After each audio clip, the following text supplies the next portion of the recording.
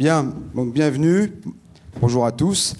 Donc pour ce colloque que nous avons consacré aux addictions, c'est une décision, une intuition de Monseigneur Jérôme Beau qui sera parmi nous tout à l'heure, parce qu'il pensait que c'était un problème important, fondamental pour nos jeunes aujourd'hui, toute cette matinée, donc pour développer ce thème et pour repartir éventuellement avec de meilleures informations sur le sujet, sur les sujets, et puis peut-être des armes pour mieux aider ceux que nous connaissons, ceux que nous accompagnons, ceux que nous soignons, car je crois que ce problème, j'en suis sûr même, concerne à peu près tout le monde, de près ou de loin. C'est le hasard de la vie qui m'a fait entrer dans ce domaine. Il y avait une époque où le gros problème était de réduire les risques, parce que la législation avait interdit la vente des seringues, la vente des aiguilles, etc. Et que cette situation d'interdiction aboutissait à une aggravation des risques, puisque les gens se transmettaient le sida, l'hépatite C, etc., en se servant de seringues usagées. Et alors c'est à cette époque-là que nous nous sommes réunis, on a donné un coup de collier, et puis nous sommes restés ensemble, on a fondé une association, la Société d'addictologie francophone. Nous avons un journal qui s'appelle Le Courrier des addictions, où ces problèmes sont exposés d'une façon presque grand public, pas seulement, enfin pas technique si vous voulez, et beaucoup de gens peuvent les consulter. Voilà, donc je ne suis pas un intervenant et ça me donnera la liberté de vous parler de ce métier d'intervenant en toxicomanie, qui est un métier extrêmement difficile, dur et dont les pratiquants doivent bénéficier de notre grande admiration, de notre grande estime. Voilà.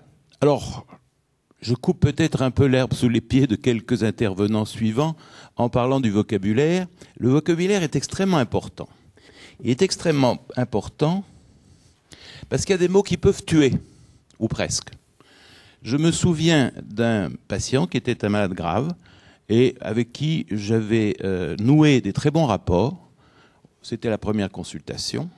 Et puis j'écris, Dieu sait pourtant que j'écris comme un médecin, j'écris toxico. Et l'autre qui lisait à l'envers, vous savez, il y a des gens qui sont comme ça, ils lisent à l'envers, s'est levé en disant toxico, je m'en vais. Et c'est quelque chose d'extrêmement blessant, d'extrêmement difficile. Et non seulement il y a la nécessité d'avoir des mots corrects, mais également d'avoir des mots qui ne blessent pas. Alors, le toxicomane, c'est un terme qui est à rejeter. En dehors du fait qu'il est stigmatisant et péjoratif, il n'est pas exact. Toxico, bon, c'est le toxique, il est fou. Hein, man, c'est la manie, il est fou. Donc ça ne... Fou des toxiques, ça ne veut pas dire grand-chose, et en plus, ça blesse énormément les gens. Donc il faut complètement bannir ce terme de l'usage courant. L'addict, c'est une curiosité linguistique. Il nous vient des États-Unis, mais à l'origine, c'était l'esclave. C'était l'esclave à Rome, c'était l'esclave qui était perdu de dette. Le tribunal l'avait privé de sa liberté d'homme libre, et l'avait donné à son créancier. Il était donné, addictus, à quelqu'un puisqu'il lui devait de l'argent. Donc c'est vrai, il était l'esclave. Bon, alors c'est un terme qui est utilisé couramment aux États-Unis. Il y a des journaux d'addictologie qui s'installent également, qui est exact, qui est exact, qui est un anglicisme qui peut nous agacer un peu, mais il est exact. Dépendant, consommateur, usager sont des termes qui sont bons.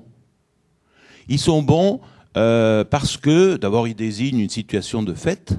Ils ne comportent aucun jugement, aucune résonance de jugement de qualité.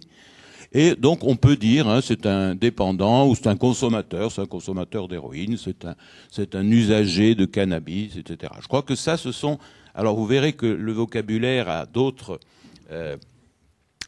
mots, mais moi je m'en tiens là puisque nous sommes juste à l'ouverture.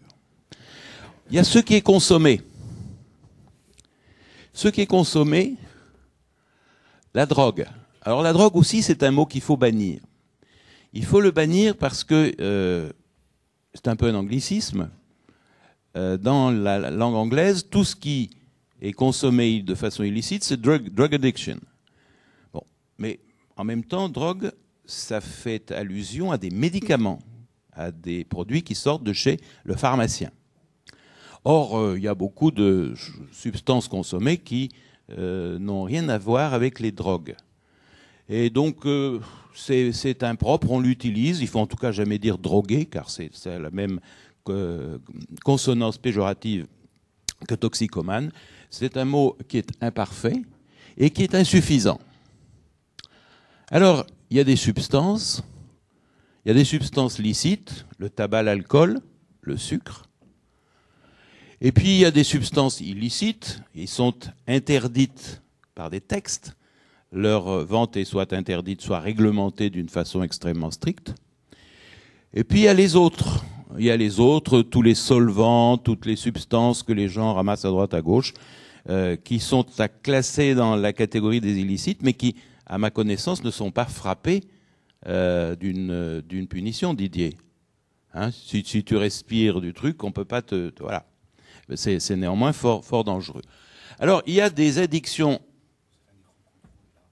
Oui, ah, j'aime pas être assis. Il y a des addictions sans drogue. Et avant-hier, nous avions organisé une journée entière, notre société, aux addictions sans drogue. On vous en parlera. Vous verrez que c'est pas la même chose. Ça peut être nocif, ça peut être catastrophique, mais c'est pas la même chose que vraiment les substances. Alors, je vous donne un exemple où la nomenclature a pratiquement atteint la perfection. Ce n'est pas le cas dans les autres. C'est l'alcool. C'est l'alcool. Alcoolisme n'a aucun sens. Hein. Ça fait allusion à une doctrine politique. Hein, fascisme, communisme, socialisme, tout ce qu'on veut. Donc, on l'utilise, on continue à l'utiliser, mais c'est pas bon. Ça veut rien dire. Alors, on l'a décanté, on l'a raffiné. Alors, quand on prend de l'alcool, on parle de consommation. La consommation peut être faible. C'est vous et moi, j'espère en tout cas, qui prenons un demi à la terrasse du café, on prend une petite dose, on consomme. Alors, elle est faible, elle peut être forte, elle peut être à risque. Et il y a des normes, l'OMS a donné des risques, je vous rappelle que c'est 3 verres de vin par jour pour les hommes, 2 pour les femmes, parce que quand même c'est des femmes, si on consomme tous les jours. Les femmes ont un métabolisme différent et elles sont beaucoup plus sensibles, que ce soit au tabac, que ce soit à l'alcool. Donc il faut des doses plus faibles. Donc ça, c'est la consommation raisonnable. À risque, c'est quand on dépasse.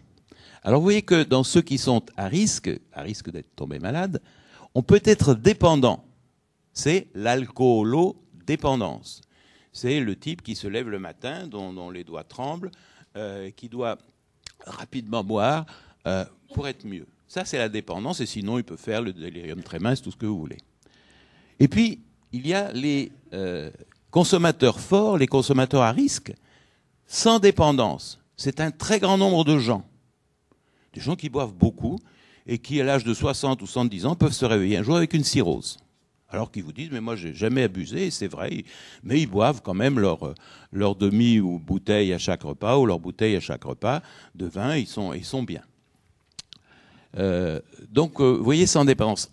Si je vous donne des chiffres, les consommateurs à risque, c'est 4 à 5 millions par an en France. Moitié-moitié. Moitié avec dépendance, moitié sans dépendance. C'est un énorme truc. Ensuite, donc, c'est l'alcoolodépendance, je viens de vous en parler. Et puis, il y a l'alcoolopathie. C'est-à-dire les maladies générées par l'alcool.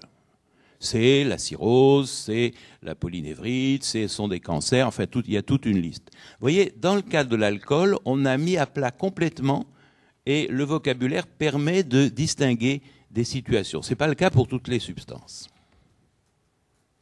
Quelle est l'échelle des dangers? C'est du genre combien de divisions, combien de morts? Eh bien, vous l'avez là. Le tabac, c'est 50 000 par an. 10% des décès. En France, il meurt tous les ans 500 000 personnes. Il y en a 1 sur 10 dont le décès est dû à l'alcool. Pas au tabac, pardon. L'alcool vient en dessous et la fourchette d'évaluation est plus large, plus difficile. C'est entre 25 000 et 40 000. C'est beaucoup.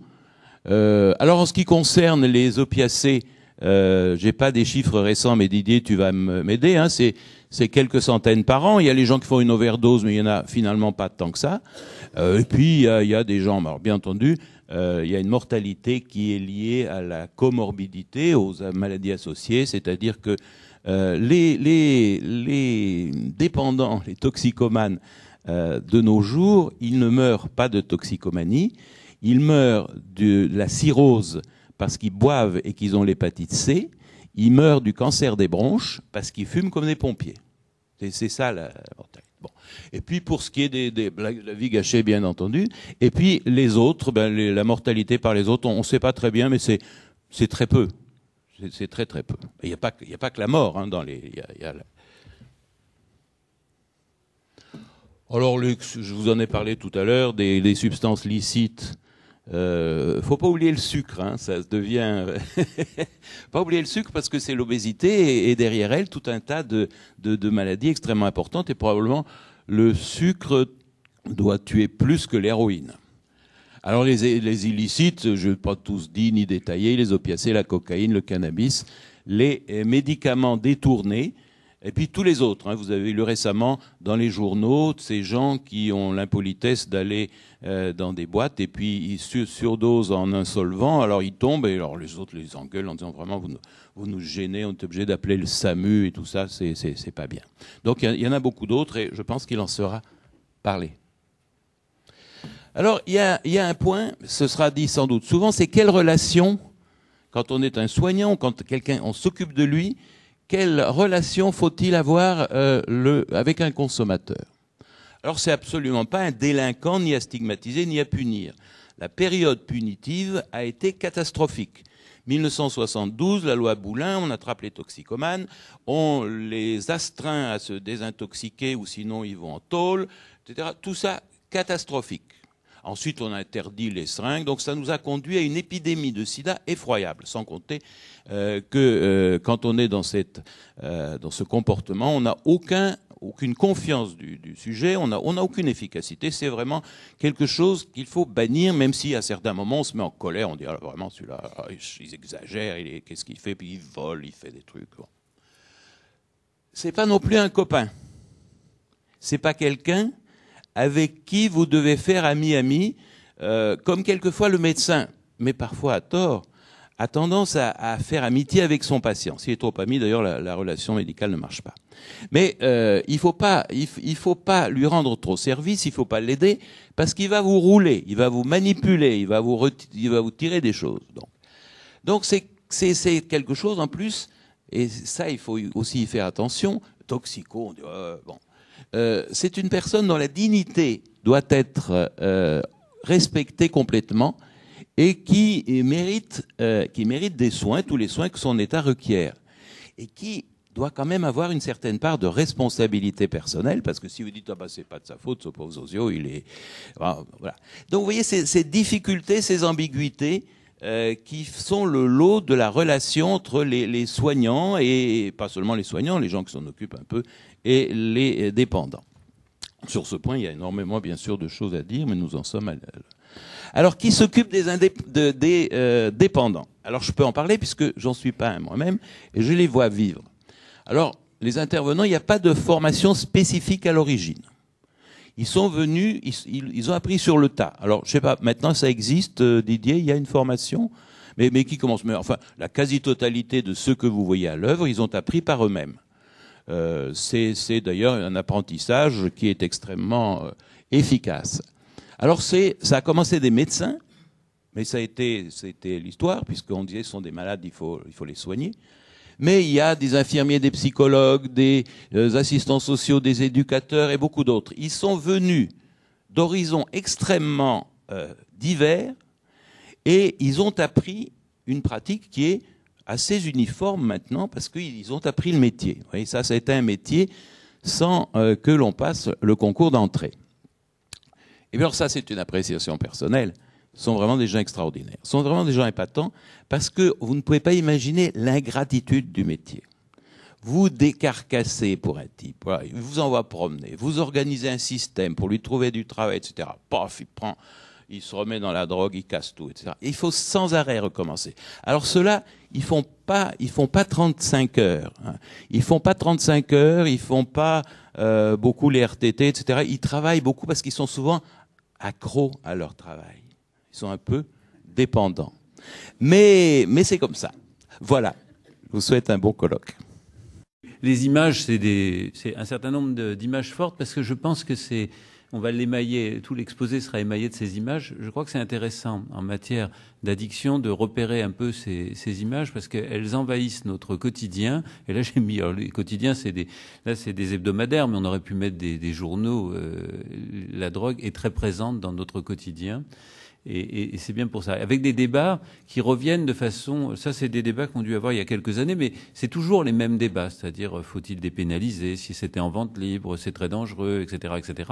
Donc ces images sont comme des stéréotypes qui fonctionnent, qui alimentent nos réflexions, nos émotions, et qui, mais c'est là où les adultes doivent un petit peu réfléchir, alimentent aussi nos adolescents et nos plus jeunes, bien entendu, parce que eux aussi sont confrontés à ces images, et donc leur imaginaire va être envahi de ces images et de ces débats. Et donc, je ne vais pas revenir sur ce qui a déjà été dit. Le mot addiction, d'ailleurs, vous avez vu tout à l'heure dans le Word il n'existe pas dans le Word, dans le dictionnaire. À chaque fois, on est souligné en disant, ben non, c'est pas, ça vient de rentrer dans le Larousse, en fait, très, très récemment. Et donc, cette année. Donc, c'est un mot nouveau, pas tout à fait, évidemment. Et on en a rapporté tout à l'heure. C'est vrai que les anglo-saxons l'ont facilement utilisé parce que, justement, ce mot addiction renvoie aussi à quelque chose de moral d'une certaine façon. Et dans la religion, on pourrait bien s'intégrer. Alors, on est au couvent des Mères d'Ardin, comme le rappelait Yves tout à l'heure, fort justement. Et c'est vrai que les anglo-saxons, à travers cette notion de servitude, avaient assez facilement repris le mot, parce que ça correspondait bien à leur vision philosophique des choses. Alors que chez nous, le mot toxicomanie, on va le voir, était probablement plus adapté à notre contexte idéologique, je dirais. Alors les addictions, ensemble de conduites de dépendance avec ou sans substance, on y reviendra, ça a déjà été bien rapporté.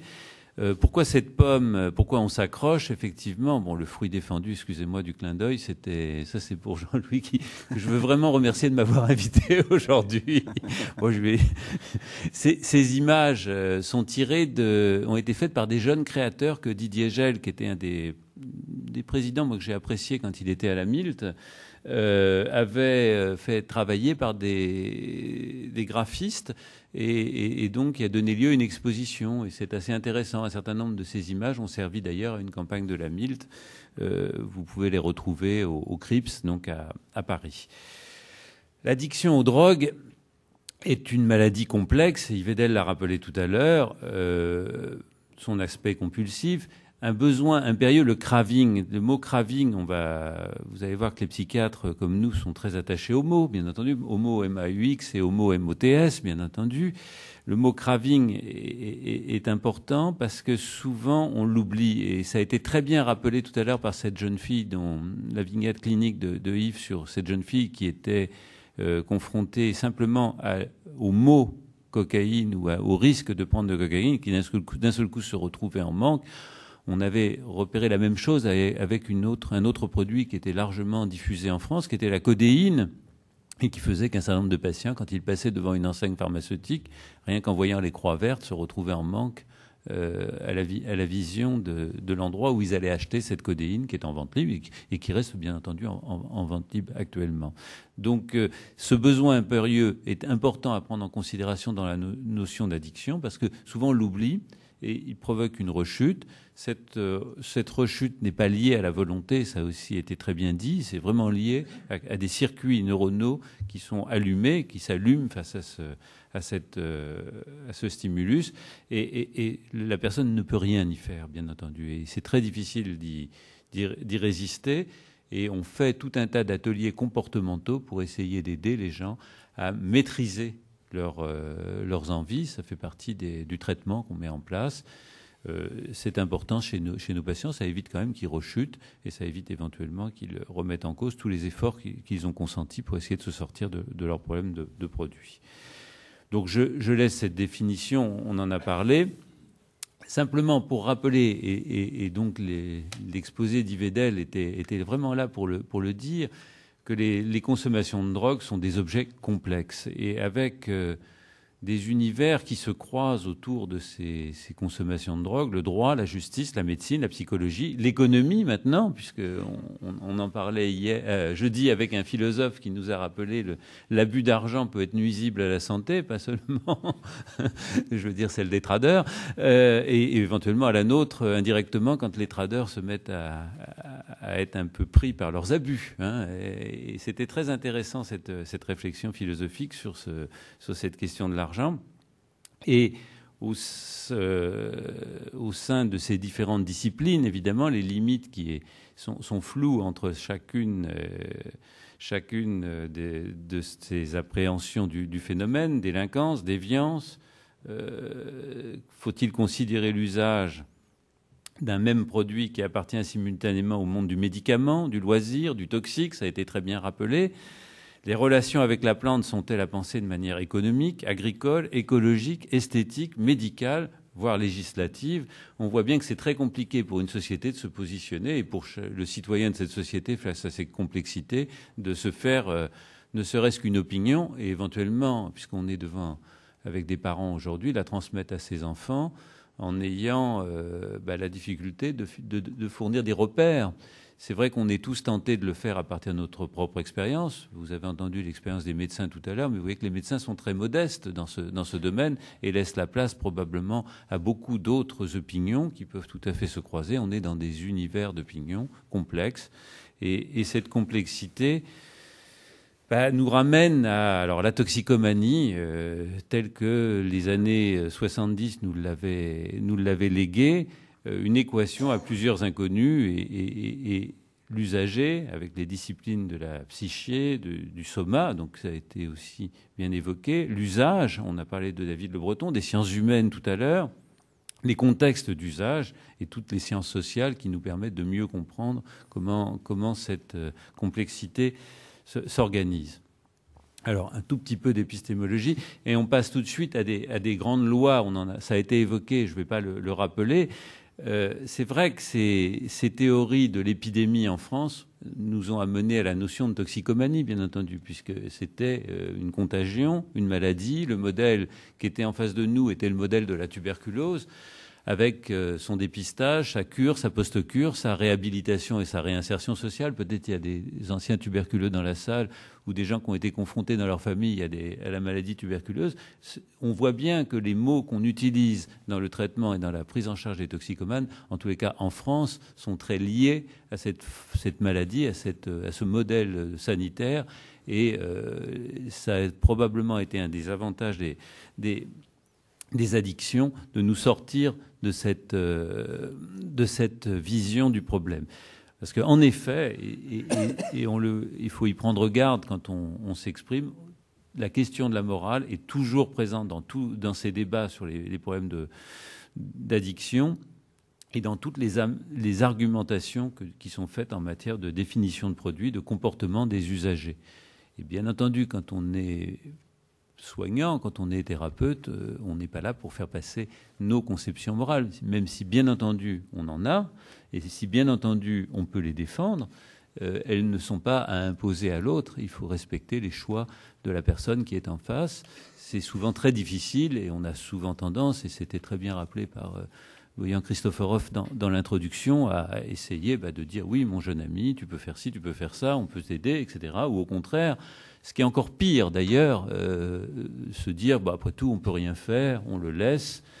Et on reviendra tout à l'heure probablement avec le collègue éducateur qui viendra pour rappeler ce que c'est que la difficulté du travail de rude et comment on s'y prend. Et je trouve que c'est très intéressant qu'on ait cette communication-là ce matin. Je vais pas l'aborder, mais je pense que c'est très important de pouvoir aller au-devant des gens. Alors bien entendu, la connotation morale, vous voyez, elle est très bien illustrée par cette femme. Hein, je l'ai choisie un peu exprès.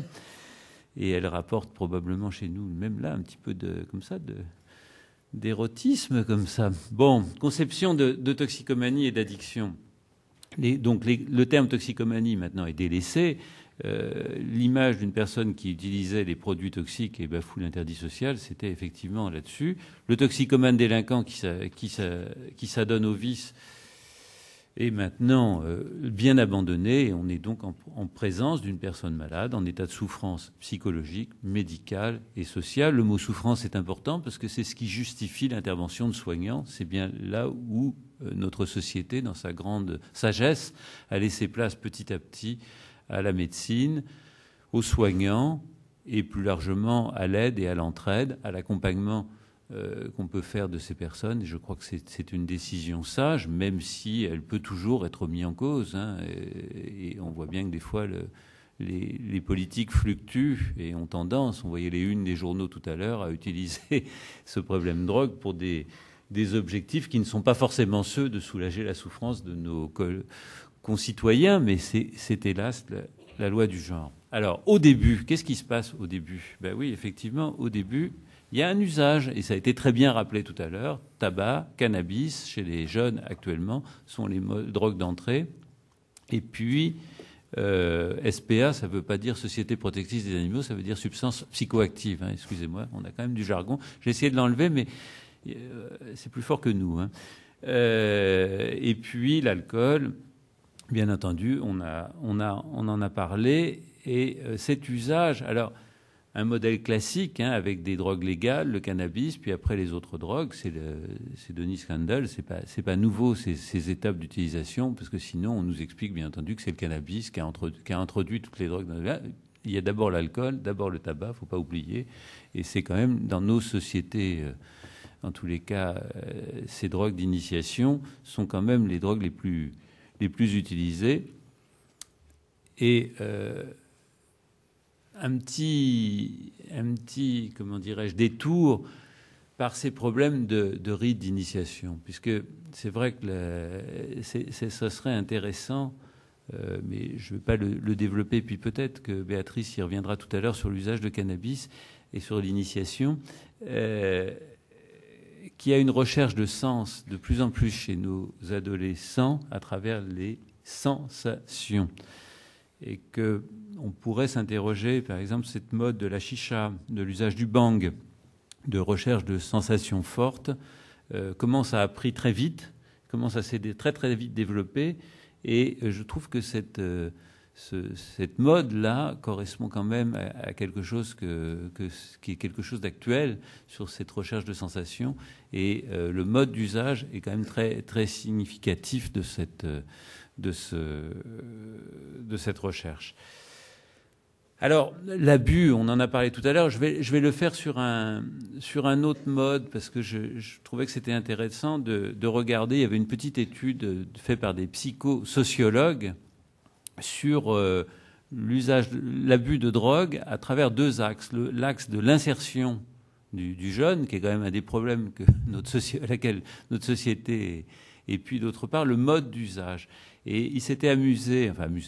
Ils avaient regardé un échantillon de jeunes abuseurs de drogue, c'est ça l'étude, et ils avaient essayé de les classer suivant des axes différents. Quand on fait ça, ça a un énorme avantage, c'est plutôt que se dire qu'on est en face d'un objet qu'on ne peut pas cerner, on fait une classification et on se repère un petit peu et on se rend compte que, effectivement, d'une part, l'expérimentation, on a vu que c'était très, très massif, mais que dans cette expérimentation conduisait à un abus, donc c'est déjà la pyramide de tout à l'heure, on y revient, et que cet abus, à la limite, on ne l'a pas tout à fait vu, mais on peut déjà le découper, et le découper suivant des modes qui ne sont pas forcément aussi, difficiles à appréhender que ça, puisqu'on peut, comme ça, dans cette étude, dégager des enfants qu'on appellerait les enfants sages, qui ont bien intégré l'interdit, qui se sont axés même sur une volonté d'intégration, de réussite sociale, et puis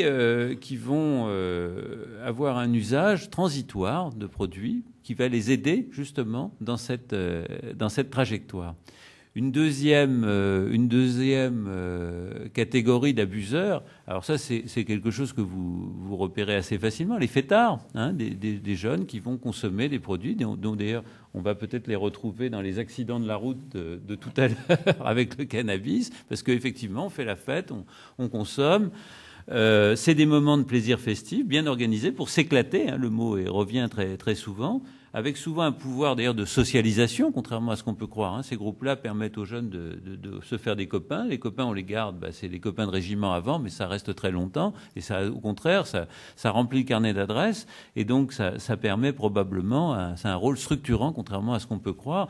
Et bien entendu, ça peut prendre à l'extrême la notion de rêve. C'était récemment, il y en avait des grands rassemblements, mais ça, c'est grâce à la communication facile. On peut faire facilement des rassemblements pour pas cher dans nos sociétés, et les jeunes peuvent se retrouver. Je pense qu'il faut aider la gestion de ces événements, et probablement qu'à partir de là, on a comment dirais-je, une possibilité, sans forcément aller jusque cette méditation-là dans ses rêves partis, mais enfin bon, à ces jeunes à se rencontrer, et que l'interdiction n'est certainement pas une bonne façon de gérer ce phénomène. Les élites, on en a parlé tout à l'heure, on parlait de l'île Saint-Louis, et ben oui, bien entendu, ça a toujours existé, on peut échapper au vulgaire. On a un fort investissement psychologique à propos des substances qu'on consomme. C'est rationalisé, souvent sur un registre d'experts. C'est des gens qui viennent nous expliquer comment ils consomment, l'effet des produits. C'est des fois assez utile. Ça nous permet de mieux analyser, nous, la façon, l'effet d'un produit. Et souvent, cet usage est un polyusage, une polyconsommation, avec un certain nombre de gens qui utilisent ces produits, voire même qui en utilisent de façon déviante. J'avais mis les sectateurs, il y a des fois quelques élites comme ça qui se... Bon, il faut y prendre garde, mais enfin, on sait bien, comment dirais-je, en matière de prévention, comment un certain nombre d'organismes très minoritaires comme ça ont utilisé les drogues pour, alors là, à viser de soumission, bien entendu. Bon, on connaît ces dérives, on y fait attention. Et puis, ce dont on parlait tout à l'heure aussi, ces polyconsommateurs où les substances fonctionnent comme autant de bouche-trous d'un manque à être, qu'on va retrouver chez différents jeunes ou jeunes adultes, en fait, fugueurs, qui vont être effectivement des gens qui vont vivre à travers leur consommation. Là, il parlait de repentis, de spécialistes. Enfin bref, c'est les mots qui sont ressortis dans cette étude. Alors, pourquoi j'avais mis Obélix? Effectivement, tu tombes, je t'ai dit 1000 fois que tu avais plus droit de prendre... voilà, bon, effectivement, ça renvoie à cette question qu'on a... J'espère que c'est lisible, oui. Il y a des gens pour qui il ne faudra pas qu'ils retournent prendre des produits. Et ça, c'est une question de base. Et il faut le dire parce que, et ça a été très bien rappelé, la dépendance est une notion centrale de la problématique des addictions. Il ne faut pas l'oublier, même si on est passé de ces abus à cette notion de dépendance. C'est quelque chose auquel vont être soumis un certain nombre de personnes, une petite minorité. Et il faut le retenir. Je vais pas le développer plus, ça a été bien développé. Alors, d'autres produits, bien entendu, j'ai mis le téléphone, le cannabis dans cette affiche, vont être amenés à conduire à aborder ce qu'on va appeler des toxicomanies sans drogue, ou plus exactement des addictions comportementales, voire même, à mon avis, parce qu'il va falloir qu'on en rediscute, et peut-être ce sera l'objet de questions, de pseudo-addictions, pour un certain nombre de comportements qu'on a trop fait de classer comme addiction. Le mot addiction actuellement est en train d'envahir, je ne sais pas si c'est... on s'est battu pour que les addictions soient reconnues, maintenant on va se battre pour essayer de mieux cerner ce concept, parce que sinon il est utilisé de façon un petit peu abusive à mon avis. D'une part, il faut effectivement relativiser la place des produits, ça c'est une première chose. Et puis rappeler de façon très, très importante que ce processus peut fonctionner à la fois pour produire du plaisir, pour soulager un malaise intérieur avec un échec répété dans le contrôle du comportement, une espèce d'impuissance face à ça, et la persistance de conséquences négatives. Donc ces persistances de conséquences négatives, on les a bien vues avec les produits, mais on peut les voir aussi avec d'autres comportements, notamment le jeu pathologique. Ce qui m'amène à aborder cette question du jeu pathologique. C'est pas récent, ça a été décrit, là j'ai remis une petite diapo d'un texte de Bergler qui caractérisait le joueur pathologique au joueur du dimanche. Et effectivement, quand on regarde les critères, c'est les critères de Goodman ensuite sur les addictions. C'est les mêmes critères qu'on retrouve parce que, en fait, on est... Enfin, bon, je ne vais pas trop philosopher, mais c'est quand même un problème phénoménologique, n'est-ce pas, Yves, qui est plus philosophe que moi? Non, bon. Mais on retrouve ces facteurs, il faut les garder parce que quels que soient les abus, les dépendances qu'on va aborder, cette question-là revient. C'est-à-dire le facteur quantitatif, la régularité de la prise de substance ou la régularité du comportement, le fait que ce jeu ou cette prise prévaut sur tous les autres intérêts, qu'on garde un relatif optimisme quand on est joueur, parce que même si on n'intègre pas l'expérience de l'échec, et ça c'est un des problèmes qu'en psychothérapie on va être amené à aborder progressivement, le joueur qui ne s'arrête jamais tant qu'il gagne, bien entendu, alors qu'on pourrait très bien se dire qu'il repart avec son gain, mais le joueur ne le fait pas, que malgré les précautions, et donc, bien entendu, tant qu'on a de l'héroïne, on continue d'en prendre, tant qu'on a du produit, on continue de le consommer. Le parallèle est là, le joueur ne s'arrête pas là. Malgré les précautions qu'on s'est promis de prendre, on va continuer et éventuellement on va prendre des risques, on l'avait un petit peu abordé.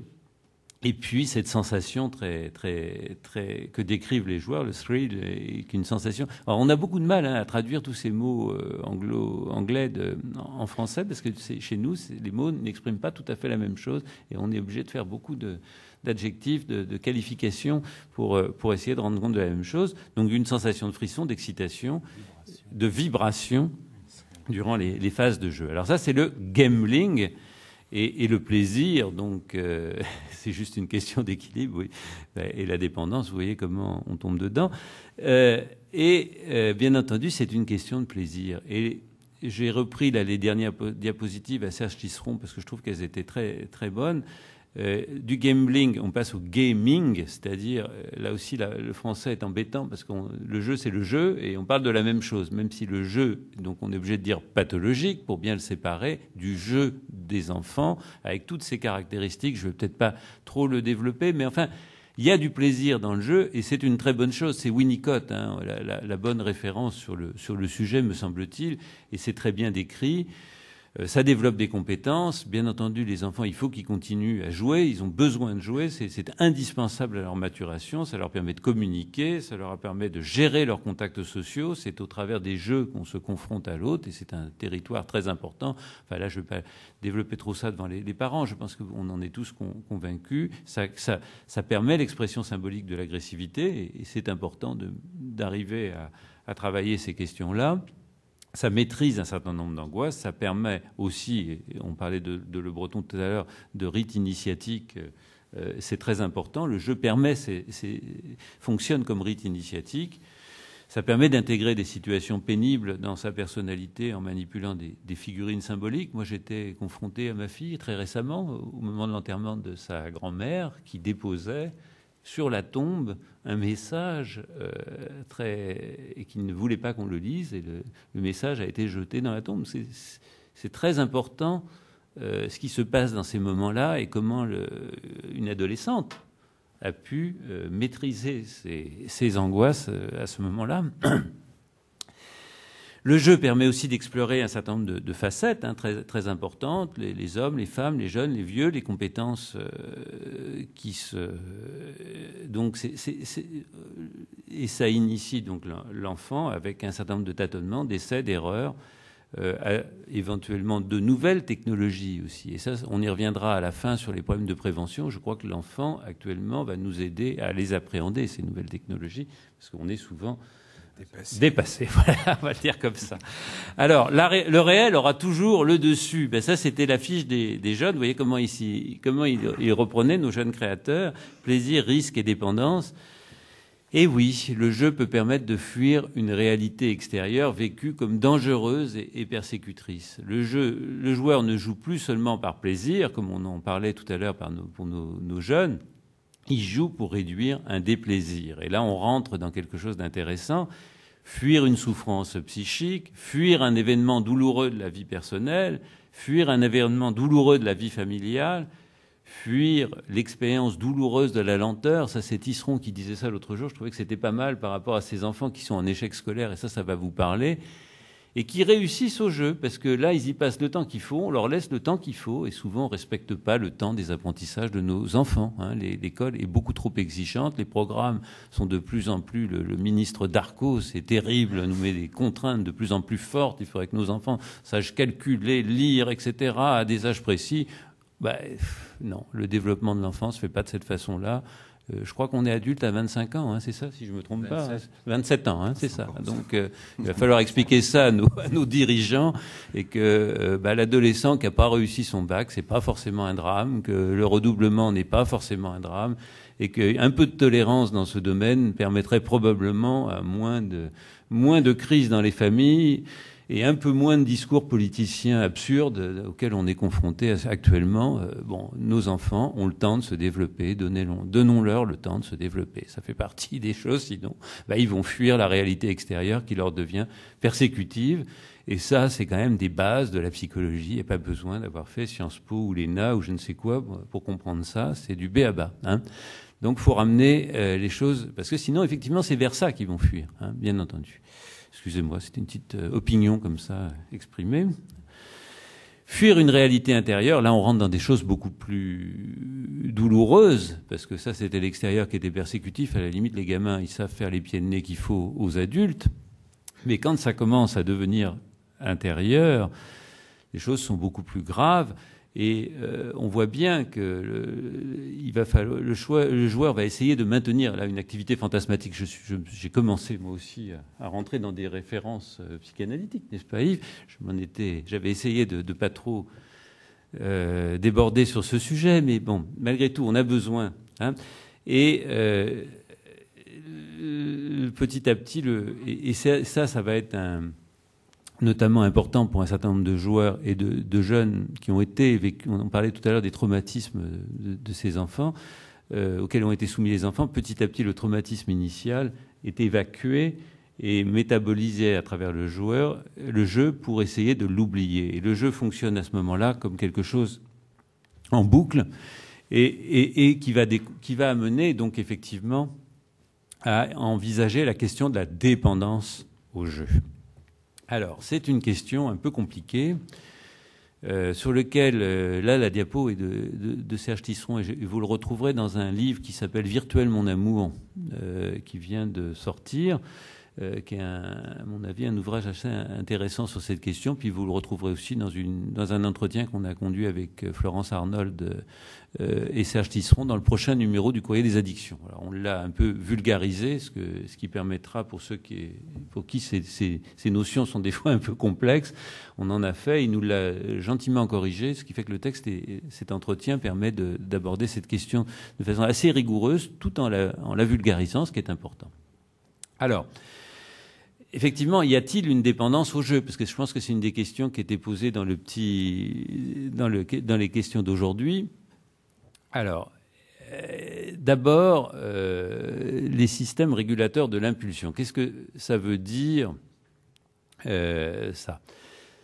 Eh bien, c'est une question de à quel moment le système, l'enfant est capable de maîtriser ses impulsions. Ça ne se fait pas immédiatement. Donc l'adolescent, a priori, qui ne maîtrise pas ces systèmes d'impulsion, n'est pas dépendant, puisqu'il ne les maîtrise pas, justement. Ça, c'est une première notion, on y reviendra. Deuxièmement, est-ce qu'il y a, d'un point de vue et ça vous pourrez vous référer, il y a une expertise de l'INSERM sur cette question, donc, dont qui est mentionnée sur la diapositive. Est-ce qu'il y a forcément, comment dirais-je, une perturbation des systèmes régulateurs que Yves Edel a présenté tout à l'heure?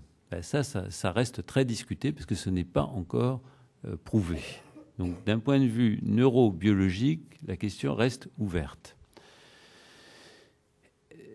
Ce qui est sûr par rapport au jeu pathologique que j'ai mentionné sur la diapositive tout à l'heure, c'est que il y a un certain nombre de troubles de la personnalité qu'on retrouve dans ce jeu pathologique. Bon, on va pas on ne va pas épiloguer, on ne va pas faire de la psychopathologie, qu'à l'occasion de ces troubles de la personnalité, bien entendu, les gens peuvent être amenés à consommer un certain nombre de substances, notamment de l'alcool et du tabac. Il suffit d'aller dans un casino pour repérer que le fait des casinos non-fumeurs, vous savez, le débat qu'il y a eu autour de ça, c'est assez étonnant. Donc il y a manifestement là des substances qui déclenchent ces circuits, et que le jeu probablement vient s'additionner au déclenchement qui a été mis en place d'un comportement de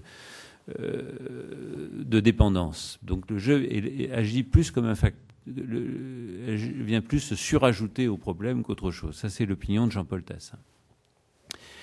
Autre point qu'on peut observer, c'est que les techniques qu'on utilise, nous, pour nos patients dépendants, ne fonctionnent pas pour les joueurs pathologique. Donc il y a là manifestement quelque chose ou joueur excessif.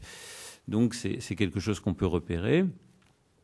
Mais tout se passe actuellement, et c'est pour ça que je vous avais mis cette petite diapositive sur les problèmes de société et la difficulté, la contamination de l'idéologie quand on aborde ces problèmes. Tout se passe actuellement comme si ce serait une très bonne chose de parler d'addiction, notamment d'addiction aux jeux vidéo, puisque évidemment, qui dit addiction aux jeux vidéo dira programme de traitement pour les enfants victimes des jeux vidéo, et vous voyez tout de suite ce qui peut arriver à votre porte-monnaie à la sortie. Donc on voit bien comment l'intérêt, c'est un gigantesque marché, donc il faut y aller très prudemment avant de... Bon, ça c'est une remarque de Tisseron, et je pense qu'il a parfaitement raison.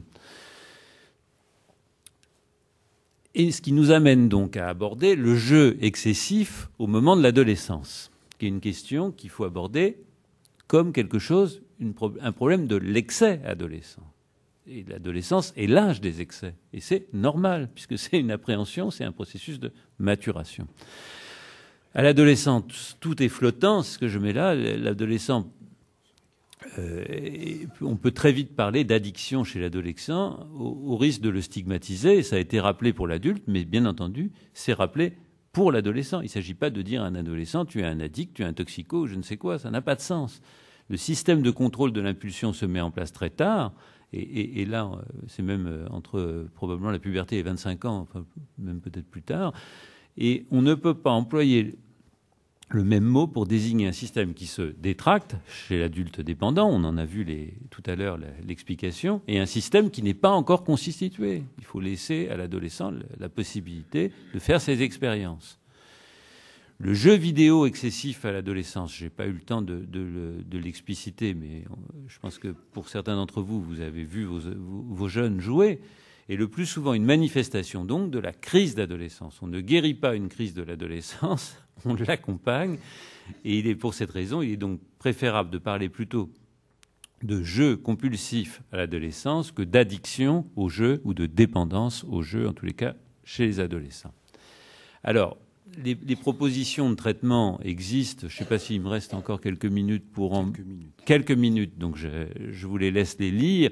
C'est évident qu'on va essayer de réduire le temps de jeu, comprendre le moment où le jeu devient excessif et surtout s'intéresser, mais c'est valable pour l'ensemble des problèmes de l'adolescent, le moment où l'adolescent fuit la relation, perd le contact avec les autres. Et bien entendu, vous voyez tout de suite les limites de tout ce qui est répression, ça avait été soulevé par Yves Edel tout à l'heure pour les drogues, mais c'est pareil pour tous ces substances-là. Tout ce qui est répression, stigmatisation, fait fuir le contact et évidemment contre-productif, en dehors du fait que ça coûte très cher à la société de payer des policiers qui servent pas à grand-chose dans ce domaine-là, alors qu'au contraire, on a besoin plutôt d'éducateurs, d'accompagnateurs des jeunes. Donc ça c'est une évidence, même si c'est pas encore bien compris.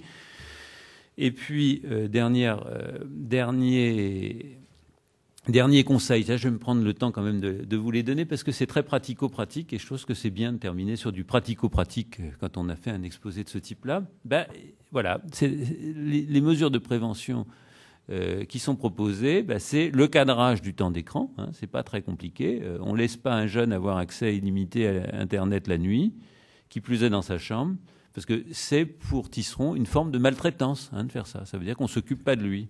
Ça paraît évident, mais enfin, il faut le rappeler. Voilà, même chose pour la télé, bien entendu. L'écran en général. D'ailleurs, la télé dans la chambre est peut-être à bannir, même chez les adultes. Je vous rappelle, c'est pas très bon pour le sommeil. Et c'est pas très bon pour les relations sociales. Bon, bref, no comments. Donc, on doit être amené à couper les connexions, ça c'est ce qu'il dit, à partir d'une certaine heure, hein, et à faire respecter. Il y a des signalétiques. C'est intéressant qu'au niveau des associations de parents, on s'empare des signalétiques qui sont mises en place maintenant sur les jeux, qu'on les apprenne. C'est là où je disais qu'on a besoin de se cultiver et qu'on soit capable de faire respecter ces signalétiques pour les jeux. Il y a quelque chose de très important, c'est qu'il faut accompagner l'enfant dans ces jeux, mais ça commence très tôt. Il faut qu'on reste à quatre pattes. Moi, je me souviens toujours de Lebovici à quatre pattes, peu de temps avant sa mort, hein, et jouant avec les enfants et nous externes, internes, etc. Regardant ça médusé, mais c'est quand même, ça reste quelque chose de très intéressant. Il faut garder c'est valable pour nous actuellement, bien entendu. La prévention. Et alors là, c'est pour ça que je termine là-dessus. Hein, il nous a donné une petite règle qui était très marrante dans l'entretien, la règle des 3, 6, 9, 12, et puis je la poursuivrai. Pas de télé avant 3 ans, hein, tout seul. La télé des bébés, c'est une connerie. Excusez-moi, c'est une absurdité. Pas de jeux vidéo avant 6, 7 ans. À cet âge, il vaut mieux qu'ils développent leurs activités manuelles de dextérité. La pâte à modeler, ça reste quand même quelque chose d'intéressant. Et puis, puis les jeux de société en live, hein, c'est pas plus mal de s'opposer au Monopoly actuellement. Je pense que c'est un jeu extrêmement éducatif. Pas d'internet accompagné avant 9 ans, même s'il est accompagné, l'enfant risque une confusion entre les espaces intimes et publics. Pas d'internet seul avant 12 ans et avec un logiciel de contrôle parental, dit-il, évidemment. Après, il y avait d'autres choses qui étaient 15 ans, 18 ans. 18 ans, c'est le permis de conduire, je crois. Et de 3 en 3, comme ça, on voit les premières relations sexuelles. Enfin, on peut se poser un certain nombre de questions sur à quel moment confronter les choses. Alors, notre idée, et puis la mienne, dans tous les cas, là, quand je dis ça, c'est certainement pas de mettre des règles absolues. C'est pas du tout mon état d'esprit. C'est simplement de dire que plutôt que de mettre des réglementations, des lois ou je ne sais quelle circulaire, vaut mieux que les parents construisent leurs limites avec leurs enfants de façon des fois un peu démocratique, c'est-à-dire que ça peut se discuter avec des transgressions qui sont toujours intéressantes à reprendre, plutôt que quelque chose où on laisse tout aller. Moi, je travaille en banlieue parisienne, donc notre clinique, elle était à Sceaux, enfin la limite de Sceaux, de Bagneux, ce qui fait que j'ai des publics très, très divers dans mes consultations. C'est vrai que des fois, je suis un peu effaré de ce qui se passe le week-end dans des zones huppées de Sceaux, par exemple, où les gamins restent tout seuls. Hein. Le bar est ouvert, on laisse un billet de 50 € et le week-end s'organise. Je ne suis pas sûr que ce soit une meilleure prévention. Et dans le même temps, on stigmatise les gamins de Bagneux qui sont sur la colline de l'autre côté, où on m'explique que c'est dramatique, que ces petits dealers viennent polluer le reste de la banlieue. Oui, tout ça, c'est quelque chose qui fonctionne sur un territoire bien précis. Ça s'équilibre probablement. Il faut à la fois travailler à Bagneux et à la fois travailler à Sceaux, parce que effectivement, tout ça, si les parents sont pas présents, dans les deux cas, ça dysfonctionne. Voilà. Alors, si j'ai pris ce titre un peu provocateur, osons en parler, c'est pas pour rien. Parce que je pense que oser parler avec un jeune de ses consommations, de ses conduites qui nous inquiètent, va obligatoirement nous renvoyer les ados vont nous renvoyer quelques questions. Et c'est pour ça que je trouve que c'est courageux d'oser en parler. C'est-à-dire, quand un père va oser dire à son fils « Dis donc, j'aimerais bien qu'on parle un peu de ta consommation. De temps en temps, là, tu fumes des joints dans ta chambre, je ne suis pas vraiment d'accord. » Il faut qu'il s'attende à entendre. Et toi, tu me parles de ton verre de whisky que tu prends de temps en temps quand tu rentres du boulot. Et toi, maman, de tous les kilomètres que tu nous fais faire pour acheter ton paquet de cigarettes ou ta boîte de Lexomil que tu as oublié à Paris. Enfin bref, tout ça, on va l'entendre. Ou les profs qui vont faire de la prévention du cannabis. Et les enfants qui vont nous dire « Elle nous a parlé du cannabis, elle venait de rendre les copies, ça puait le tabac. » Enfin bref, oser parler avec des jeunes de leur consommation ou de leur conduite à certains comportements qui nous inquiètent, va nous demander d'être en cohérence avec ce qu'on dit et va demander à chacun d'entre nous une certaine authenticité. C'est-à-dire, il ne faut pas attendre d'avoir arrêté de fumer pour parler avec nos enfants. Simplement, il va falloir accepter de dire « bah oui, c'est vrai, le rapport que j'ai avec le tabac, il n'est pas forcément très clair et ce n'est pas forcément facile pour moi ». Enfin bref, ça va nous demander un discours d'authenticité. Alors j'appuie où là ? Vers le bas, merci. Tu vas le faire, merci. Alors, c'est ce qu'on dit depuis tout à l'heure, c'est-à-dire que l'addiction, ça va nécessiter, parler d'addiction, ça va demander des compétences différentes, des spécialités différentes pour la repérer, la saisir, la comprendre un peu et également pour la traiter. Et je pense qu'avant tout, moi, le problème de l'addiction est aussi un problème qui est philosophique. C'est-à-dire, si au départ, quelqu'un a consommé un peu de cannabis ou un peu d'alcool ou a eu des comportements excessifs à quelque chose, c'est bien parce qu'il y a trouvé du plaisir. Et ça, c'est important à savoir, c'est-à-dire quand on va accompagner une personne qui a consommé un produit à un moment, il va falloir que cette personne fasse, nous on dit les psychiatres, un certain travail de deuil par rapport à ce produit. C'est-à-dire qu'on a eu d'abord une expérience de plaisir qui peut devenir, quand on ne reste pas au stade de l'expérimentation, mais qu'on va commencer à en devenir dépendant, une expérience de souffrance. On va donc passer du plaisir à la souffrance. C'est des choses toutes simples, mais il faut savoir qu'au début, ce jeune a eu du plaisir avec ce produit. Il n'a pas pris du cannabis uniquement pour enquiquiner ses parents. Il y a quelque chose d'autre là derrière, s'il a continué à en prendre. Également, bon, Yves a beaucoup parlé de la volonté. On leur demande... Non, tu vas trop vite. On a donc parlé de la volonté, etc. Je pense qu'on est également, pour certains jeunes, à certains moments, dans un conflit de volonté au moment où ils vous disent « Ah, je ne maîtrise plus tout à fait ». Vous savez bien, quand vous parlez du cannabis avec vos enfants, ils vous disent « Mais t'inquiète, maman, je maîtrise ». Jusqu'au jour où ils comprennent. Et c'est là que une certaine souffrance commence à émerger. Ils se rendent compte qu'ils ne maîtrisent pas tout à fait. C'est-à-dire que même s'ils partent au sport d'hiver, ils partent une semaine, il va falloir que dans leur bagage, ils pensent à prendre un peu de résine, sinon pendant une semaine, ça va être trop compliqué. Et à ce moment-là, ils nous le disent bien, on consulte ça, les patients, ils se rendent compte qu'ils ne sont plus complètement dans une maîtrise. Et c'est là que va commencer à poindre pour eux un conflit de volonté. Et vous êtes bien d'accord qu'un problème de conflit de volonté, ça a une autre dimension qu'un simplement un problème médical. Également, bien sûr, il y a une approche des politiques publiques, ça, Yves nous en a un peu parlé. Qui dit politique publique dit aussi prise en charge des gens quand ils vont mal au moment de la dépendance. Donc la façon dont on va traiter ces gens, comment on va se comporter avec eux. Parce que si on est dans une position ultra-libéraliste en disant qu'ils se débrouillent, ils n'avaient qu'à pas commencer, puis maintenant ils vont pas bien, donc c'est de leur faute. On est dans ces cas-là dans une position qui va demander à ce qu'en amont, on dise après tout, chacun fait ce qu'il veut, et les produits, pas de prohibition, chacun consomme ce qu'il veut, etc. Et dans ces cas-là, on n'a pas de politique publique pour encadrer la façon dont on va gérer l'alcool, le cannabis, l'héroïne, etc.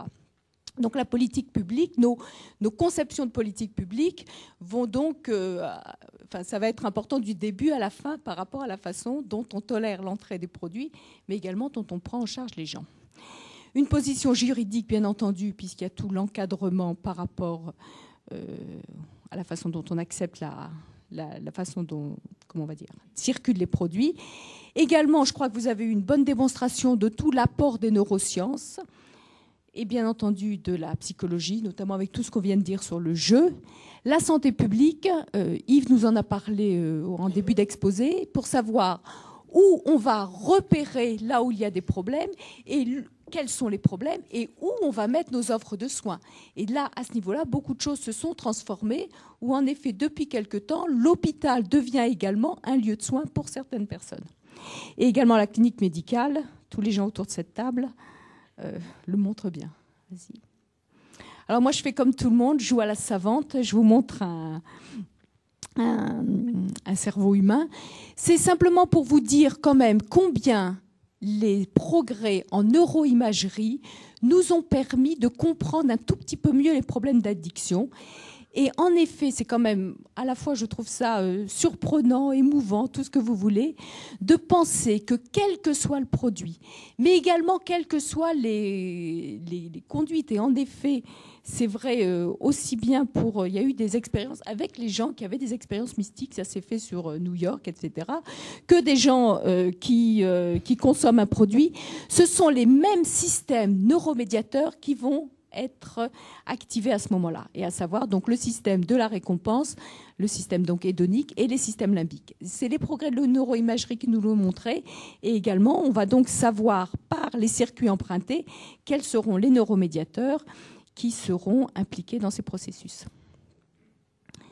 Alors, bon, ça on l'a beaucoup dit, comme quoi il y a plusieurs niveaux de consommation, vas-y.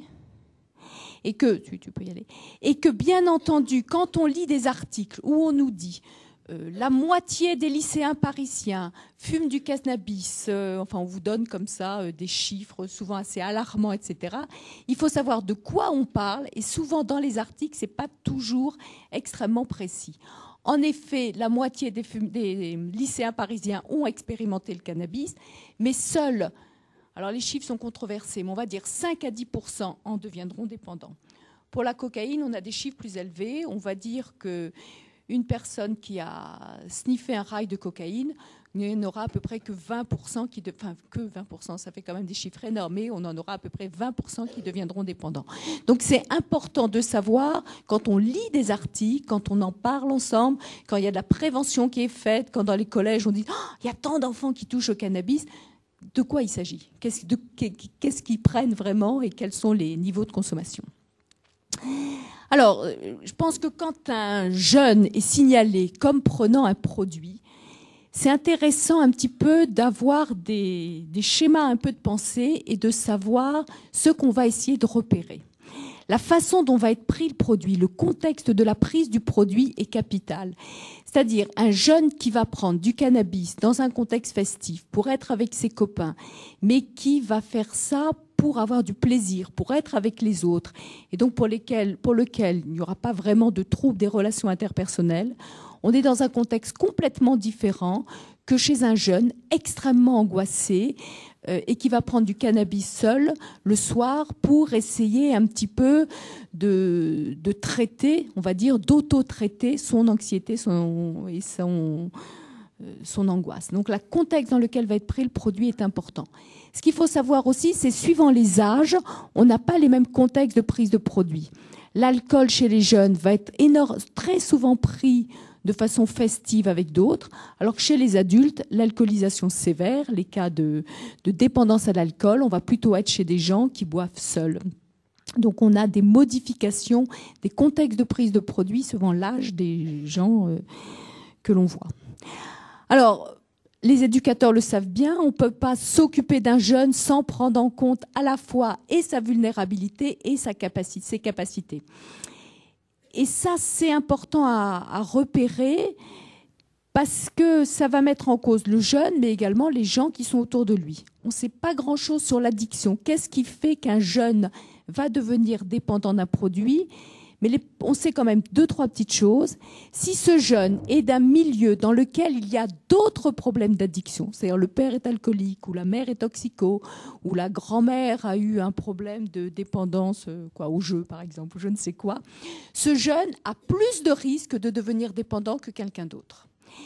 Également, on sait que plus un jeune va consommer tôt un produit, plus il est en risque de devenir dépendant. C'est-à-dire, si vous commencez, votre expérimentation de cannabis a lieu quand vous avez 30 ans, vous avez bien moins de risque de devenir dépendant que si vous commencez à 11 ans. Donc la précocité de l'initiation est un facteur de risque.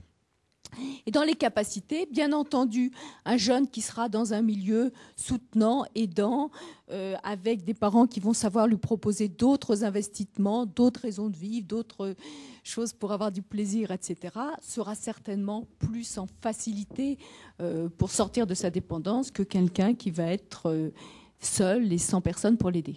Donc il faut essayer de toujours avoir les deux pendants, et la vulnérabilité et la capacité. Bien entendu, la particularité du produit est importante Et Yves l'a bien dit quand il expliquait combien l'alcool était le produit le plus neurotoxique, alors que le cannabis a une très faible toxicité neurotoxique. Donc, suivant les produits, on n'a pas forcément le même risque. L'alcool, un verre, on n'est pas forcément dans du risque. En revanche, quelques verres avant de prendre le volant, c'est dangereux, ou l'alcool chez la femme enceinte est dangereuse. Donc, suivant le contexte, là également, la dangerosité n'est pas la même. Un rail de cocaïne peut être à lui seul dangereux, puisque la cocaïne provoque beaucoup de problèmes cardiaques, et donc le fait d'en prendre une seule fois, ça peut suffire pour avoir un infarctus du myocarde. En revanche, si vous fumez une seule cigarette, vous avez très très peu de risque d'avoir un cancer du poumon. Hein. Vous comprenez bien que suivant et les particularités du produit et le contexte, on ne sera pas dans les mêmes schémas pour essayer d'évaluer les choses. Alors, chez les jeunes qui vous sont amenés, on parlait de vulnérabilité, que rechercher dans la vulnérabilité? Les troubles de l'humeur, en sachant que chez les ados, contrairement aux adultes, on a en général une humeur dépressive qui est variable dans la journée. C'est-à-dire que vous pouvez avoir un jeune qui va très très mal pendant la semaine, etc., et qui quand même le week-end pourra aller en boîte et revenir content. Donc les parents vont vous dire « je comprends pas, il n'est pas déprimé, le week-end ça va, la semaine il se traîne et il va pas bien ». C'est en effet, cela n'empêche pas de pouvoir poser un diagnostic de syndrome dépressif chez l'ado. Hein, c'est pas comme chez l'adulte, alors que chez l'adulte, vous allez être mal tout le temps et même le samedi, vous serez pas bien chez vos amis si vous êtes invité. Chez l'ado, c'est différent. Hein, c'est des choses qu'il faut savoir un petit peu repérer. La chose extrêmement importante, c'est la perte de l'estime de soi. On est face à des jeunes qui pensent ne pas valoir grand-chose, qui sont très autodévalorisés.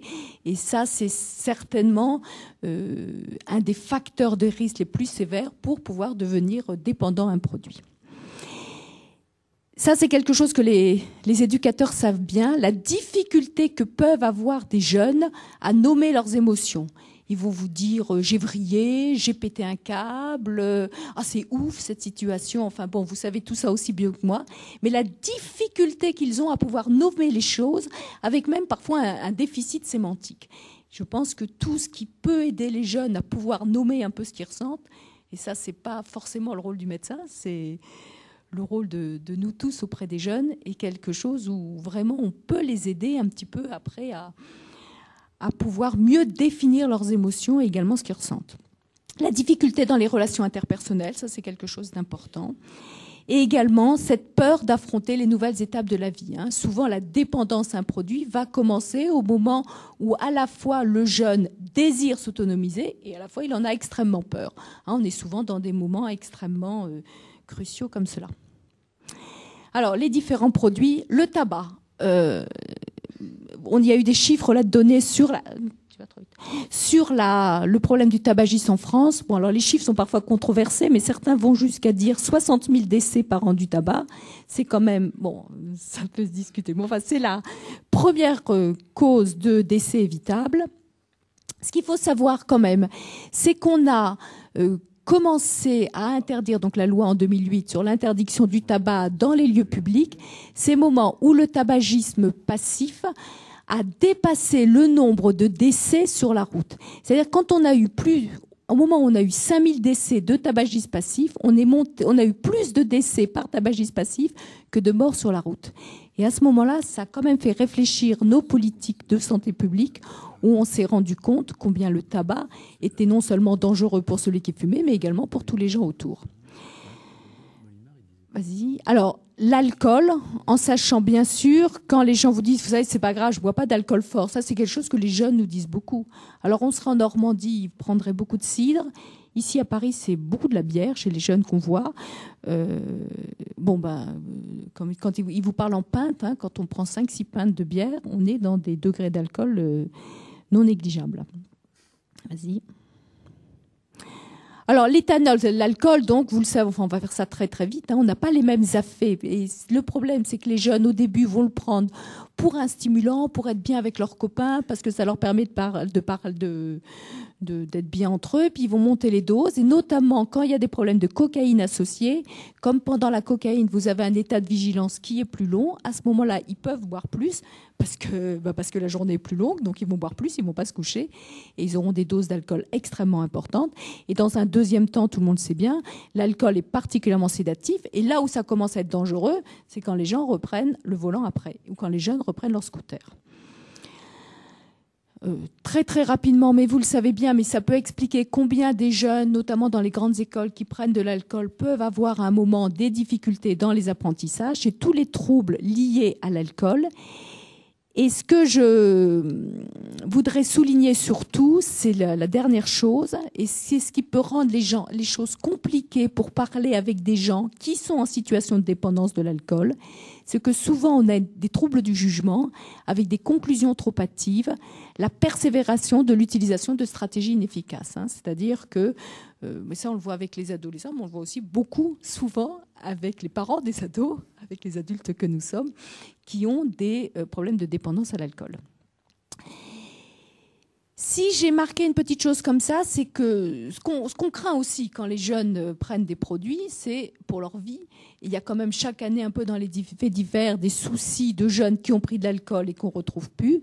Il faut quand même savoir que la consommation d'alcool peut favoriser l'émergence d'idées suicidaires, même chez les patients non déprimés. Moi, c'est quelque chose que je vois très régulièrement. Le samedi matin, quand je fais la garde de psychiatre aux urgences, j'ai la chance de voir tous les jeunes qui ont été hospitalisés parce qu'ils ont été amenés par les pompiers parce qu'ils avaient 3 grammes d'alcool. La dernière que j'ai vue, elle avait 18 ans, elle avait 3 grammes. Et à ce moment-là, au moment où ils sont sous cet effet d'alcool, très souvent, on a l'émergence d'idées suicidaires. « Oh, de toute façon, ça vaut plus le coup, j'ai envie de me foutre en l'air, etc. » Et ils sont à ce moment-là très en danger. Ils sont en danger parce qu'ils peuvent tout à fait avoir des conduites suicidaires. Et puis, bien entendu, quand on a 3 grammes d'alcool et qu'on se retrouve seul parce que vos copains sont partis à ce moment-là et qu'on est ramassé par les pompiers sur des ponts à Paris à 2h du matin, on est quand même dans des états... on est en situation à risque. L'alcool et les risques suicidaires, donc c'est vrai chez les ados comme chez les adultes, mais la tentative de suicide chez les patients dépendants de l'alcool est plus impulsive et moins liée au degré de désespoir. C'est l'histoire des gens qui ont quelques grammes d'alcool et qui passent par la fenêtre. Et pourtant, il n'était pas si déprimé que ça, nous dit-on après, mais ils sont morts, eux, à ce moment-là. Et également, on est très désinhibé et à ce moment-là, on peut prendre donc des gestes qui ont une haute létalité. Alors, le cannabis, très rapidement, je pense que tout le monde sait tout, donc je ne sais pas si je vais plus m'attacher que ça. Le problème du cannabis, c'est pas le cannabis en lui-même, c'est la substance active qui s'appelle le delta-9 tétrahydrocannabinol. Et le cannabis qui était fumé il y a 20 ans était beaucoup moins dosé en delta-9 hydrocannabinol que celui qui circule actuellement. La gravité du cannabis va être liée également, pas seulement, à la dose de tétrahydrocannabinol qu'il sera dans les présentations du produit. Alors, je ne sais pas, peut-être que tout le monde sait ça par cœur, mais tout ça, c'est un peu pareil. La marijuana, le hashish, le shit, etc. Le spice cake. Ah oui, non, mais ça, je vais après dans le mode de consommation. Ouais. Mais c'est intéressant à savoir parce que parfois, les jeunes nous embrouillent un peu. Ah bon, tu fumes que de l'herbe? Oh, allez, c'est pas grave. Tu sais, c'est tout naturel. Ouais, on est bien d'accord. La marijuana, ce sont que des plantes. La dose de tétrahydrocannabinol est moins importante que dans la résine de cannabis, mais il y en a quand même. Donc, si vous en fumez plein, il y a aussi quand même une consommation de delta-9 hydrocannabinol à ce moment-là. Ce que je crois aussi, c'est que c'est quand même important un tout petit peu de savoir de quoi il s'agit quand on en parle avec eux, parce que parfois on a simplement un tabou sur un produit, mais on saura mal en parler. Et de ce fait, ce qu'on va penser être un frein pour eux, parce qu'on va dire, tu sais, c'est dangereux, vas-y, n'y touche pas, ça va, alors qu'on croyait que ce serait un frein, notre méconnaissance des choses va plutôt parfois devenir une curiosité. Donc ce qu'on croyait être un frein va devenir un incitateur. Donc certes, on ne demande à personne d'être spécialiste de tout, etc.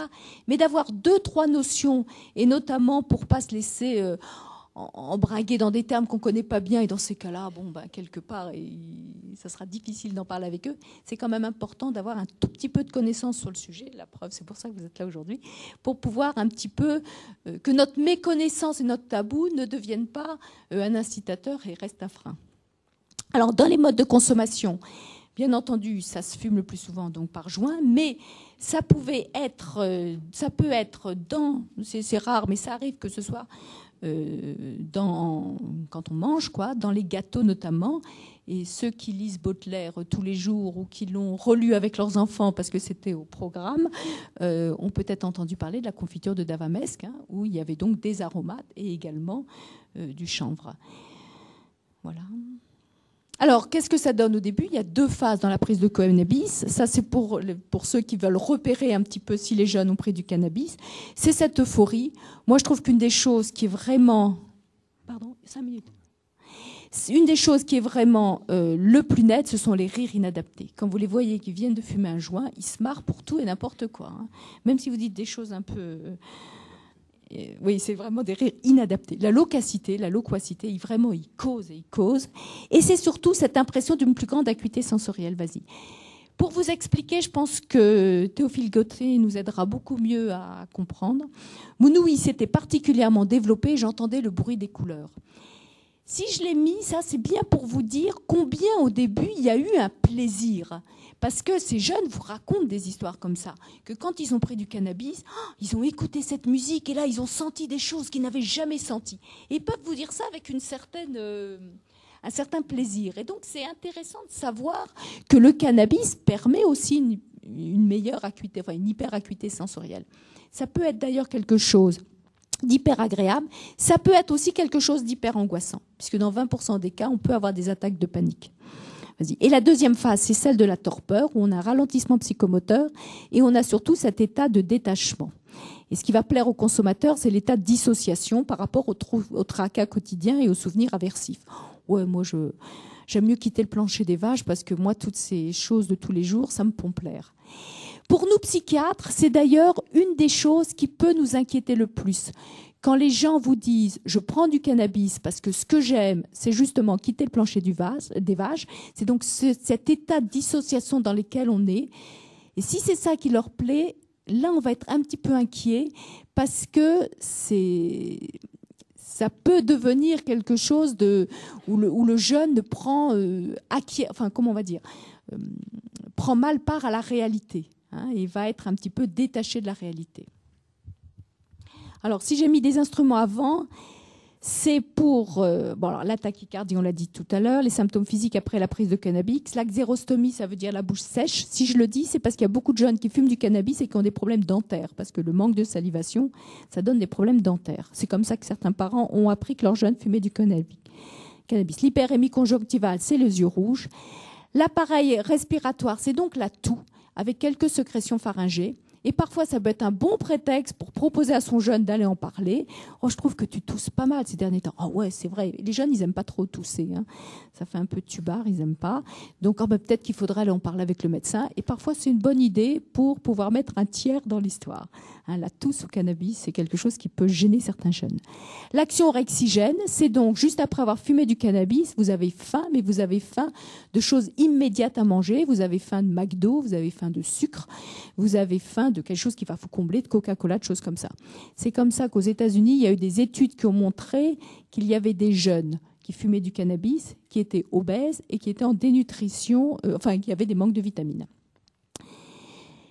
Yves vous en a parlé, donc je vais aller plus vite. C'est donc les troubles après cognitifs, après la consommation de cannabis. C'est là où souvent le système scolaire va commencer à être interpellé. Et ce qui est important, c'est ce qu'a dit Yves tout à l'heure, c'est donc la perception du temps ralenti, ce qui peut être, vous vous en doutez, particulièrement gênant au volant. Je me dépêche, vas-y. Alors, très rapidement, la prise en charge, il faut savoir que parfois, c'est donc la justice qui va vous amener les jeunes.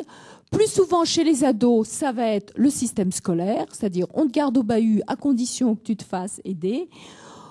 les parents, bien entendu, mais ça peut être aussi le jeune qui va venir de lui-même. Et à ce moment-là, à la première consulte, ce qui va être important, c'est de repérer l'épuisement dans lequel est ce jeune par rapport à sa demande.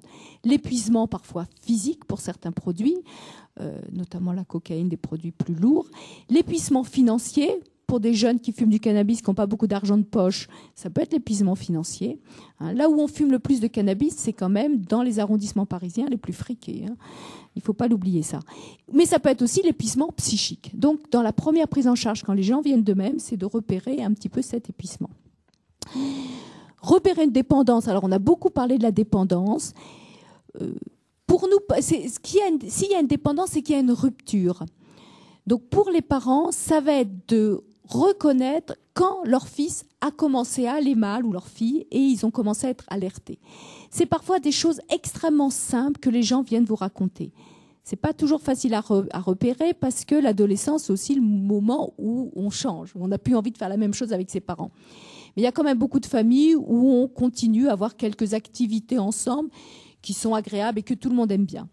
Et quand des parents viennent vous dire mon fils, avant, quand il fumait pas le cannabis, à chaque fois qu'il y avait un match de PSG, on regardait ensemble et c'était un moment drôlement sympa. Et là, il veut même plus regarder les matchs avec moi à la télé. Il s'en fout des résultats. Ou par exemple, une maman qui vous raconte, une fois de temps en temps, j'allais faire les magasins avec ma fille, on aimait bien. Mais ça, elle veut même plus venir avec moi. Enfin, les parents savent très bien repérer. Alors, c'est ça et d'autres choses. C'est jamais que ça, parce qu'un enfant veuille plus aller faire les courses avec sa mère, c'est pas pathologique, mais c'est ça au milieu d'autres choses. C'est-à-dire qu'on a une rupture par rapport à des choses qui plaisaient avant aux jeunes. Et ça, c'est important, à savoir aider les parents un petit peu à leur faire dire, mais qu'est-ce qui vous inquiète en fait très concrètement ? Et également, c'est l'abandon des activités. Et ce qui est souvent facile à repérer chez le jeune, c'est l'abandon de tout ce qui était sportif, le plaisir des activités sportives. Bon, il faut que je me dépêche, j'ai compris. Alors, la souffrance, j'ai le droit d'en parler ? Non, j'ai pas le droit d'en parler. Ricoeur. Alors, j'ai pensé que Ricoeur ne dépareillerait pas ici dans les Bernardins. Il est content. Bon. Les affects ouverts à la réflexivité, en 2 mots. N'oublions pas qu'un jeune qui est dépendant continue à garder sa réflexivité. Et parfois, il est en état de, comment on va dire, à regarder un petit peu cet abîme entre ce qu'il voudrait faire et ce qu'il fait. Et il est parfois dans un état de grande souffrance. Alors, encore plus rapidement, le rôle de chacun dans les prises en charge, ça va être donc...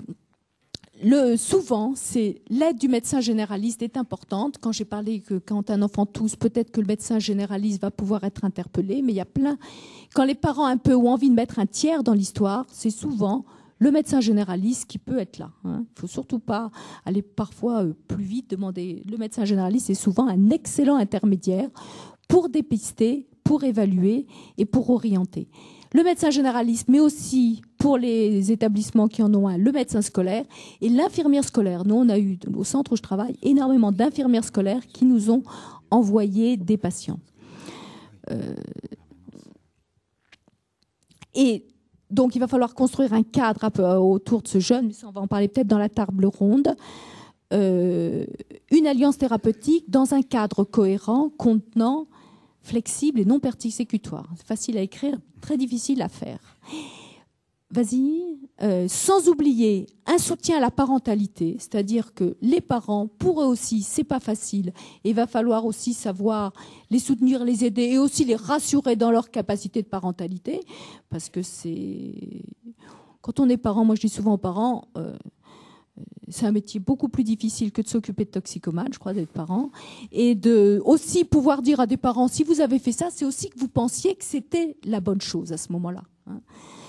Et surtout, la chose qui me semble importante, c'est pour tous les adultes qui vont être à côté de jeunes, qui va avoir une prise en charge pour ces problèmes de dépendance, qui vont être en situation d'écoute à côté de lui, c'est de pouvoir leur garder, j'ai mis une position de mentalisation afin d'éviter de leur part l'agir. Un tout petit exemple, c'est-à-dire un jeune qui est envoyé par exemple à une consultation pour être aidé pour sa dépendance de cannabis à la demande de l'école. On va lui demander, écoute, tu vas voir tel psychiatre et puis tu viendras nous dire que tu l'as vu. Et ce jeune va devoir aller voir le CPE, par exemple, et lui dire, ben voilà, je l'ai vu, etc. Si à ce moment-là, j'ai beaucoup de respect pour tous les CPE, le CPE lui dit, oh, ça va toujours pas mieux? Ah, tu fumes toujours? Ah, il n'y a rien de changé? Oh, écoute, ça va pas, vraiment, il est nul, ce psychiatre, je te file une autre adresse et tu vas aller voir un autre. C'est-à-dire qu'il va être dans ces cas-là dans l'agir, parce que les choses vont pas assez vite. Là, dans ces cas-là, tout notre cadre thérapeutique qu'on aura essayé de mettre en place se cassera à la figure. Alors, volontairement, j'ai pris une situation caricaturale, mais je crois que c'est capital de laisser chacun à sa place et de permettre aux gens de réfléchir sur la place dans laquelle ils se mettent dans le cadre. Alors, pour ramener, vas-y, rapide. En 2 mots, alors les parents nous disent « Attends, vous voulez qu'on le fasse consulter, mais qu'est-ce que je peux faire pour lui dire de consulter ?» Je pense que c'est pas mal de signifier dans ces cas-là à son enfant « Écoute, je trouve que là, il y a des choses vraiment qui vont moins bien par rapport à avant. Avant, au moins le dimanche, on mangeait ensemble. Maintenant, ça fait 6 mois qu'on n'a pas mangé ensemble. » Enfin, des choses très simples comme ça, où on montre une rupture par rapport à un état antérieur. Pas dire à ce jeune... enfin, lui parler de choses très simples. Ben, je trouve que tu manges plus grand-chose. C'est-à-dire, il mange plus à table, il mange plus, il dort mal, etc. Parler, j'ai remarqué que tu te levais toutes les nuits. Enfin, des choses très simples. Et puis également lui évoquer, parce que ça, les jeunes s'en rendent compte, mais souvent après, la disproportion de certaines réactions, la façon dont ils ont pu parfois monter pour des choses parfois assez anodines. C'est pas mal aussi que les parents, quand la maison est à peu près calme, puissent le signifier à leurs jeunes. Voilà. Alors, plus pratiquement, on en parlera à la table ronde. Je terminerai par... que c'est toi, il se moque de moi. Non, je terminerai par... pour dire que c'est ce que j'aime bien dans mon boulot, c'est qu'il va falloir marcher lentement au pas du patient qu'on accompagne. Pas autant qu'on désire nous ou celui que les parents désirent, mais au pas du jeune qui va être là. Et puis bon, c'est pour faire un peu bisquer Yves. Je terminerai... Moi, je suis pas dessus. J'ai pris la photo. Je terminerai en disant, allez, c'est pour me faire plaisir, que celui qui va aider parfois le jeune n'est pas forcément celui qu'on attend. Celui qui va aider celui qui est en difficulté, c'est pas forcément le psychiatre ou je ne sais qui, ou l'éducateur ou les parents. C'est parfois quelqu'un qu'on n'attendait pas, qu'on ne s'attendait pas à ce que ce soit cette personne qui va venir l'aider. Ça peut parfois être tout simplement un jeune qui lui-même a fumé du cannabis, qui a su s'arrêter et qui va venir proposer à l'autre de l'aider un petit peu. Donc c'est ce qui est sympa dans notre boulot, c'est que c'est pas nous qui faisons les choses, c'est un travail d'une équipe et d'un cadre thérapeutique avec plusieurs personnes. Merci beaucoup d'être venus si nombreux. Merci beaucoup de toute cette réflexion sur l'addiction et les jeunes. Le fait même de poser cette question montre que nous voulons la liberté. Et c'est cela aussi, je pense. On disait tout à l'heure dans une des questions, je ne sais plus qui le disait, c'est important de donner un sens, je crois que c'est Jean Guilhem, un sens, une espérance, un souffle de vie. Eh bien, si le colloque s'appelait « Addiction et jeunes », je pense que c'était le sens contraire, c'est de dire « on veut la liberté ». On veut la liberté et on veut que la jeunesse soit une jeunesse libre. Et je pense que c'est ça aussi, le message de ce colloque. C'est se rappeler que notre idéal, l'idéal de notre société, c'est bien de porter un souci et un désir de liberté. La modernité est une société extrêmement dure, parce que la modernité met la jeunesse devant un idéal inaccessible. Et il est normal, devant cet idéal inaccessible, marqué en plus par une consommation et une emprise du rapport consommation-satisfaction, reconnaissance, que cela entraîne des réactions de révolte et des réactions de fuite. Notre société est une des sociétés, je crois, les plus dures parce qu'elle exploite le rapport de l'homme à la fusion et non pas à l'altérité. Elle rêve de construire un homme dans l'altérité et dans la liberté de l'altérité et elle lui donne comme moyen la fusion et la satisfaction immédiate des plaisirs. Notre société rêve une liberté et une grandeur de l'homme, une autonomie de la personne humaine capable d'aimer dans une véritable altérité qui rende un vrai bonheur, et en même temps, notre société est une société idolâtre. L'idolâtrie est le mot inverse et le mot synonyme en caractère religieux de l'addiction. L'addiction est la version sécularisée de l'idolâtrie. Il ne faut pas l'oublier. L'idolâtrie dans la foi chrétienne et dans, je crois, la révélation judéo-chrétienne se définit par un bien créé que l'on croit posséder et qui nous possède. L'alcool est un bien créé que l'on croit posséder et qui finit par nous posséder. L'alcool, les médicaments, un certain nombre de médicaments peuvent aussi avoir ce même effet. Et je passe les addictions ou les idolâtries qu'on appelle hédonisme, mais qui peuvent être des addictions sexuelles. Je passe un certain nombre d'addictions sans drogue et sans illicité. Mais vous percevez bien qu'on est dans une société idolâtre qui rêve l'altérité et la liberté. Il me semble que ce qui rendra aux générations suivantes le plus beau chemin de leur existence, c'est d'accepter que nous, qui sommes dans les générations de décideurs, puisque nous sommes vieux, eh bien, enfin pour un certain nombre d'entre nous, je pense à ceux qui ont plus de 35 ans. Donc, 35 ans, c'est l'adulte. 35 ans ou 27 ans, vous disiez tout à l'heure, comme âge de l'âge adulte. Mais si effectivement nous réussissions à réconcilier dans la société que nous construisons ce rapport entre le rêve de la réalité, de l'altérité et la réalité de l'idolâtrie que nous construisons et que nous réussissons à en faire un chemin, qui ne soit pas un chemin manichéen, en disant il y a le bien et il y a le mal d'un côté, il y a l'idolâtrie de l'autre et il y a l'altérité de l'autre côté. Évidemment, nous savons bien que la foi chrétienne, en tout cas, a condamné ce chemin depuis très longtemps en disant qu'il y a toute l'ambiguïté dans la nature humaine, qu'il y a ce mélange à la fois de captation et d'altérité, que l'homme est un être mêlé, que l'homme ne doit pas essayer de désherber lui-même le champ de sa vie, mais doit laisser au temps et à son chemin le soin d'enlever les mauvaises herbes pour peu à peu en être purifié, et qu'il ne s'agit pas alors d'être des manichéens.